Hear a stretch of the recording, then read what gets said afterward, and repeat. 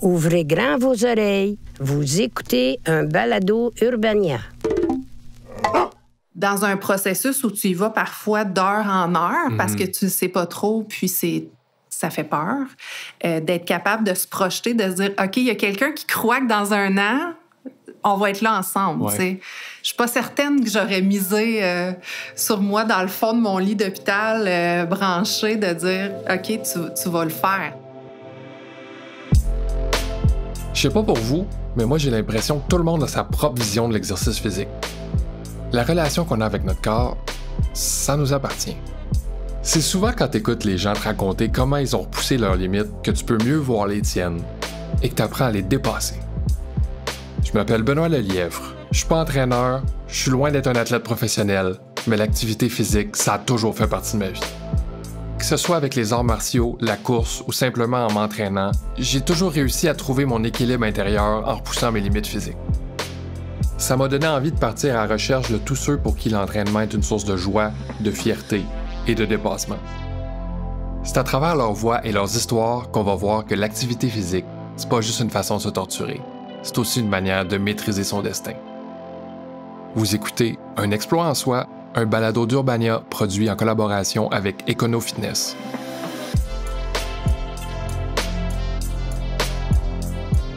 Aujourd'hui, je rencontre Marie-Ève Morin.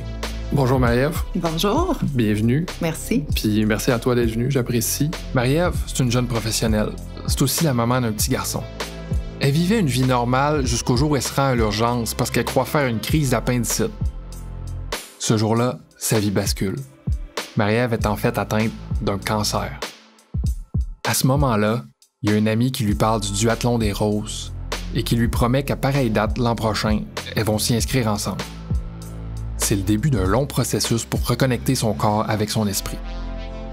Marie-Ève, elle m'a raconté avec une détermination douce comment sa vie est devenue un combat du jour au lendemain et comment elle s'est servie de l'activité physique pour se sauver la vie.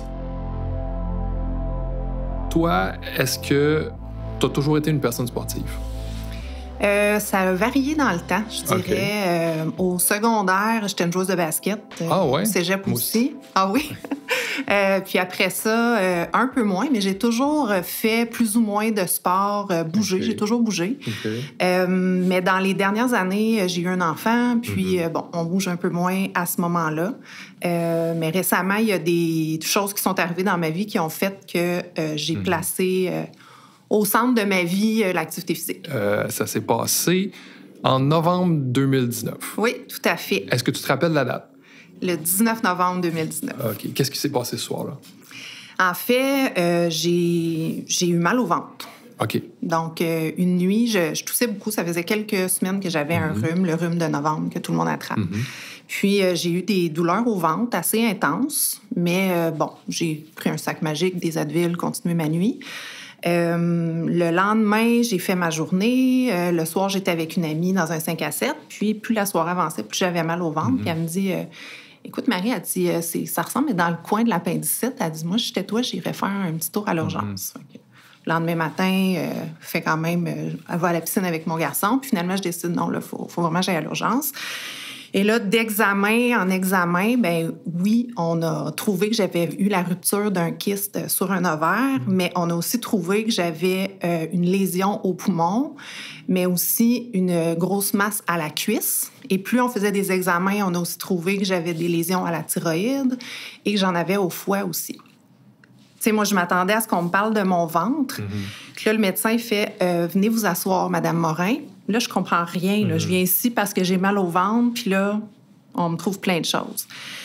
Et là, on a continué à faire des investigations jusqu'à ce qu'on trouve finalement que j'avais un cancer du poumon, puis que j'avais une masse à ce moment-là qu'on ne savait pas exactement ce que c'était là, à la jambe. Comment est-ce que tu as réagi quand tu as eu la nouvelle?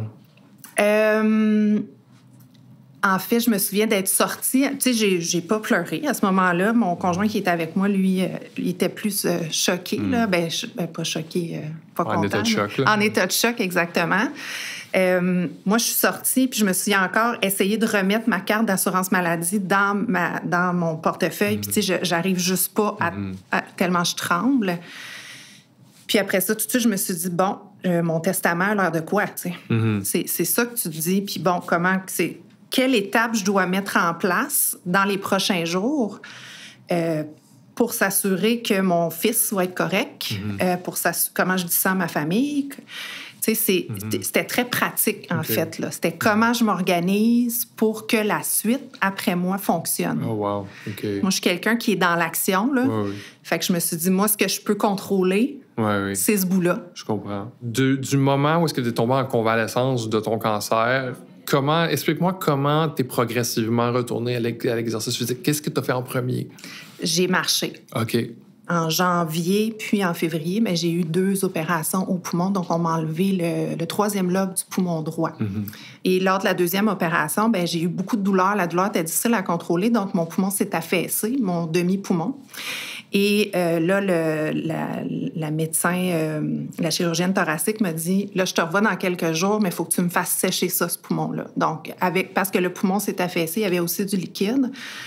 Donc, moi, dans ma tête, j'ai appelé ça l'opération Sahara. Et la façon d'enlever le liquide puis de refaire gonfler ton poumon, c'est de marcher. Il n'y a pas d'autre façon. Donc, vraiment en pyjama, avec mes bandages, j'allais marcher. Dans l'hôpital? Non, moi, je suis sortie de l'hôpital. Donc, de chez nous, en hiver, avec mon foulard, mon pyjama, j'allais marcher, même si c'était juste quelques minutes. J'ai commencé comme ça, justement, par nécessité. J'ai de la difficulté à attacher mes souliers tellement je suis fatiguée. Je commence à marcher tranquillement. Te souviens-tu de ta première marche? Oui, je m'en souviens très bien. Puis c'est pour ça que je parle de mon pyjama. J'ai même, tu sais, j'ai pris beaucoup de moments en photo. Tu sais, où j'ai vraiment posé comme mes bottes avec mon pyjama en me disant, c'est de là que tu pars, fille. Là. OK, wow. En me disant, c'est le début de je vais aller aussi loin que je suis capable d'aller. C'est pas vrai que ça va me coucher à terre. Là. Qu'est-ce qui t'a poussé justement de passer de la marche à la course puis à dire, je veux pousser mes limites? Est-ce qu'il y a eu un déclic? À un moment donné, je me suis juste mis à courir. En plein milieu d'une marche, ça? C'est tout, oui. OK, ça faisait combien de temps que tu commençais à marcher, que tu avais commencé à marcher? Peut-être 1 mois. OK, wow. Ouais. Est-ce que tu te rappelles qu'est-ce qui t'est passé par la tête quand tu as dit... En fait, je l'ai juste senti. C'est tout. J'ai senti que c'était là que là, je me mettais à courir. Que tu étais capable.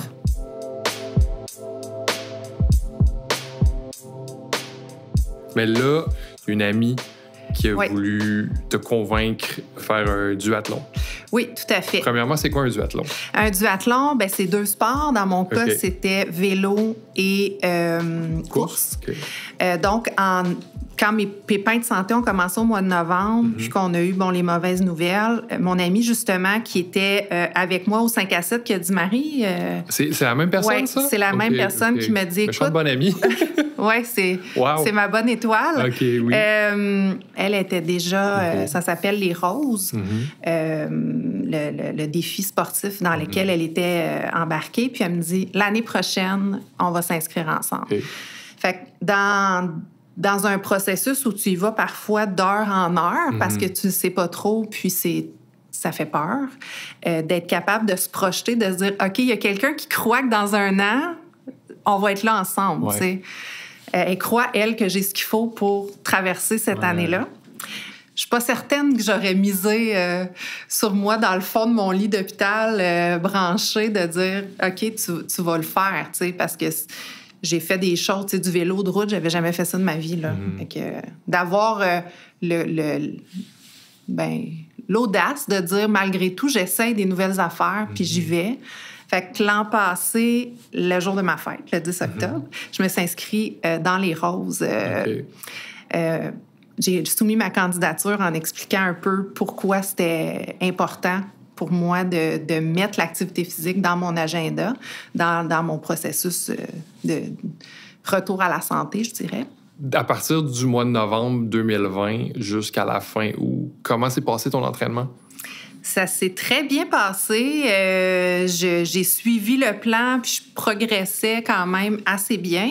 Il y a un certain moment au niveau de la course où c'était un peu plus difficile parce que au niveau du poumon, ce que ça fait, c'est quand je deviens un peu plus essoufflée, que je dépasse un certain seuil, j'ai un petit peu de difficulté à redevenir à un souffle plus régulier. J'ai eu un bout où il me semble que ça progressait pas bien. Puis là, ben justement, j'avais écrit à la coach de course, puis elle m'avait donné des bons trucs. Puis en les essayant, ben finalement, là, j'ai réussi à passer cette espèce de plateau-là. Puis tranquillement, là, j'ai continué à progresser. En termes de distance, un duathlon, c'est combien de distance à course, combien de distance en vélo? C'est dans le parc de la Mauricie. Fait que c'est des côtes de 1 km. Là. C'est quelque chose de costaud. Là. Oui. Donc, dans notre cas, c'était 2 km de course, 30 km de vélo, 5 km de course. Est-ce que tu pensais que tu allais y arriver? En fait, c'était pas vraiment important. OK. Je me fixais un objectif, mais les roses, là, c'est un mouvement de femmes qui se choisissent et qui ont le courage de dire, ben je pars d'où je pars. J'ai pas, peu importe mon âge, peu importe ce que je fais dans la vie, peu importe ma condition physique, je décide que je me mets à l'agenda, puis j'ai un plan de progression. OK. C'est vraiment une grosse... C'est un défi. Ben oui. Moi, personnellement, je crois beaucoup à l'entraînement, au bienfait de l'entraînement, c'est-à-dire tu t'entraînes parce que tu te sens bien de t'entraîner. Tu t'entraînes juste parce que ça fait du bien, puis on se sent mieux après. Après ton opération, la première ou la deuxième, tu sais c'est quoi le rush du coureur, là? Ouais. Le rush d'après-course, là, tu te rappelles-tu la première fois que tu as ressenti ça? En fait, peut-être que ça ne répondra pas exactement à ta question, mais un élément dont je me souviens qui était très fort, en février cette année, ça allait un peu moins parce que, tu sais, bon, la guérison, les pépins, parce qu'on m'a appris d'autres choses aussi durant l'année, là. Donc, j'ai eu une analyse génétique pour voir s'il n'y aurait pas quelque chose qui lierait tout ça. Puis, effectivement, on m'a diagnostiqué une maladie héréditaire rare, donc qui s'appelle le complexe Carney. On est 750 au monde environ, donc, tu sais, c'est très peu de gens. Mais c'est une espèce de parapluie qui, en fait, prédispose les gens à développer différents types de tumeurs. Donc, ça, ce que ça veut dire, c'est que toute ma vie, je suis susceptible de développer différentes choses. Il y a un moment donné où je me suis posé la question, bien, pourquoi je cours, là? Pourquoi je fais ça? Puis là, j'ai couru là-dessus plusieurs kilomètres jusqu'à dans une côte, vraiment dans mon quartier. Il y a des côtes, puis je cours toujours dans mon quartier, puis là, il y a une très longue côte. Puis à un moment donné, c'est devenu tellement clair que mon why à moi, c'était vraiment, ben je fais ça juste parce que je peux. C'est juste ça. Je comprends exactement. Tu sais, c'est vraiment juste parce que j'aurais pu être couchée ou, tu sais, comme je pourrais être très malade. J'ai été très malade, je pourrais être encore très malade. Là, je le peux. Alors, je le fais. Fait que ton moment de découragement puis ton déclic s'est passé au même moment, dans le fond. Est-ce que tu as pensé à ce moment-là d'annuler le duathlon? Non. Jamais. OK. Jamais. Puis, tu sais, je me suis dit, admettons que je le fais pas tout. C'est-tu vraiment grave? OK. Je pense que la réponse, c'est non. Parce que juste le processus, chaque sortie d'entraînement de plus, c'est un gain pour moi, là. Fait que, il y a des femmes que ça fait quelques années qui font le défi sans le faire au complet ou sans réussir la journée, mais tout le processus avant a autant de valeur, là. Ben oui, c'est clair. Ouais. Quand tu arrives le 29 août dernier à la ligne de départ, comment tu te sens? Je me sens très fébrile, très émue aussi d'être là avec cette espèce de force collective, là. On est toutes là ensemble, on s'est suivis dans le parcours. L'événement est juste pour nous. Donc, tu sais, je me disais, je vais me laisser porter. Puis, il nous avait donné un fabuleux truc qui était, quand vous trouvez ça plus difficile, récitez-vous l'alphabet en vous donnant une qualité à chaque lettre. Oh, wow! Donc, dans les côtes, chaque coup de pédale, soit que je faisais ça ou que je répétais les lettres du nom de mon garçon. Puis, c'est comme ça, c'était comme un coup de pédale après l'autre, une foulée après l'autre. on avance, puis tu sais, le temps, ça n'a pas vraiment d'importance, là.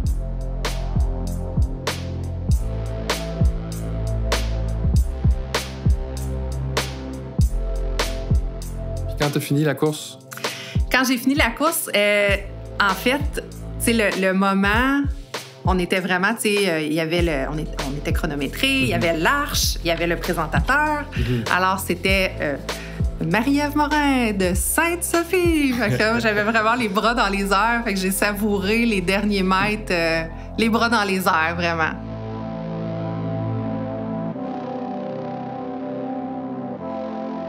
Moi, l'entraînement, c'est beaucoup, j'ai fait beaucoup d'arts martiaux, c'est beaucoup le rapport à la douleur. C'est vraiment de se donner de la douleur de manière contrôlée. Puis toi, ton rapport à la douleur a-tu changé avec l'entraînement? En fait, mon rapport à la douleur a changé avec la maladie. OK. Oui, ça, c'est sûr. Oui, parce que ça fait très mal, une opération poumon. J'ai été très en colère aussi après mon corps, tu sais, qui m'avait comme lâché. Comment je vais faire pour avoir confiance, tu sais, pour retrouver une espèce d'aplomb. Tu sais, moi, sans crier gare du jour au lendemain, pouf! L'activité physique, ça a été vraiment un moyen de me réconcilier, puis en lui donnant de la force, de m'en donner aussi, puis c'est ça, là, de réapprendre à danser ensemble, puis de reprendre confiance. Oui, parce que j'ai été vraiment... j'ai été beaucoup couchée. J'ai été beaucoup à l'horizontale. Fait que ça, à chaque fois que je me levais, ça demandait un effort. Là. Fait que la façon d'avoir moins mal, c'était d'avoir peut-être une douleur plus choisie. Oui, exactement. Qui était l'entraînement. En me disant, ben là, je sais qu'avec ça, ça va finir par faire moins mal, puis ça va me guérir. Oui. Parce que cette douleur-là, j'avais plus ou moins de contrôle, mais je me disais, en mouvement, veux pas, c'est comme ça que je vais guérir. Est-ce que ça t'a déjà donné de la force, dans le fond? Ah, ben oui. Tu sais, moi, je cours quand je suis contente, quand je suis fâchée, quand j'ai peur, quand je pleure, quand je suis très, très contente. Tout ça, je le cours. Puis ça me prend à peu près 4 km à évacuer l'émotion. Peu importe c'est laquelle, et ça prend à peu près 4 km. OK, c'est bon. Comment tu dirais que la relation à ton corps a changé avec l'entraînement? Ah, ça a tout changé. Ça a vraiment tout changé. Tu sais, j'ai des bonnes cicatrices maintenant. Je repartais de loin, là, tu sais, pour me dire, ben c'est ce corps-là que j'ai. De faire miraculeusement, je suis encore là.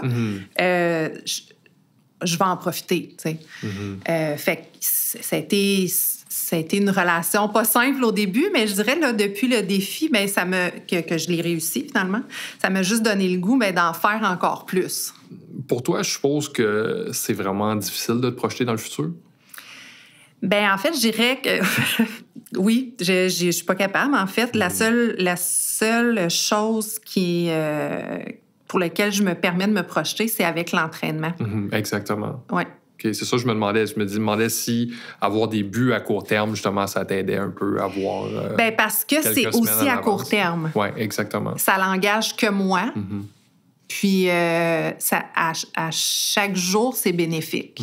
Fait que peu importe ce qu'il y aura sur mon parcours, ben ce sera ça de gagner. Là. Mais disons que ta santé continue à bien aller. Est-ce que tu voudrais peut-être faire un triathlon, un duathlon compétitif? Ouais? Bien, c'est clair que l'an prochain, je vais m'inscrire au triathlon. OK. Tu sais, moi, je nage à peu près comme une roche. OK. Mais déjà, tu sais, moi, j'ai pas de piscine. Je suis pas près nécessairement d'un lac où qu'on se baigne. Mais depuis que j'ai réussi le défi, assez près de chez moi, il y a un petit lac privé. Puis là, je me disais... Ça se fait-tu comme d'aller cogner puis dire, ben allô, c'est Marie-Ève, moi, voici mon parcours, j'aimerais ça l'année prochaine faire le triathlon. Est-ce que vous me permettez de passer sur votre terrain juste pour aller nager, tu sais? Puis là, je dis ça à mon conjoint, je dis, ça se fait-tu, ça? Là, il fait, il dit, moi, je le connais, le président de l'Association du lac. Je l'appelle. Ah, OK. Prends le téléphone, genre, salut Richard. Ma blonde, nanana, penses-tu qu'elle pourrait avoir... Fait qu'il dit... Ben oui, il dit, moi aussi, je devrais comme faire ça, nager plus, puis je pourrais mettre des bouées sur le lac pour que ce soit plus facile. Ah, ben oui. Fait que là, j'ai comme pas le choix. Là, je me suis engagée pour l'année prochaine. OK. Écoute, merci, Marie-Ève. Oui, merci.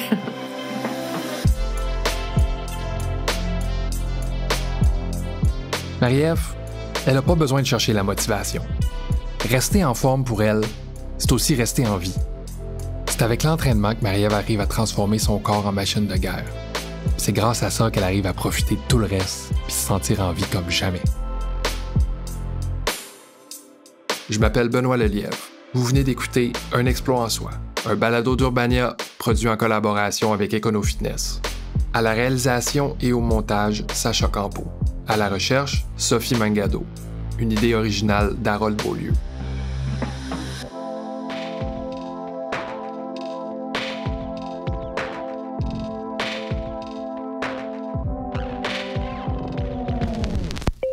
C'était un podcast Urbania.